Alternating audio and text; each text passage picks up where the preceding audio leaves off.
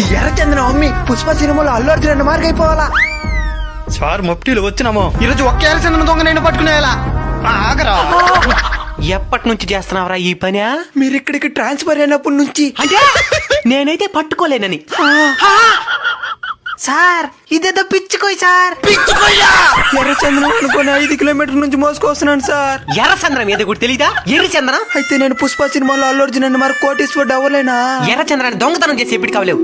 ఎర్రచంద్రానికి యజమాని అయితే అప్పుడు కోటీశ్వరుడు అవ్వగలవు. ఎర్రచందనానికి యజమాని వచ్చా ఎట్టా?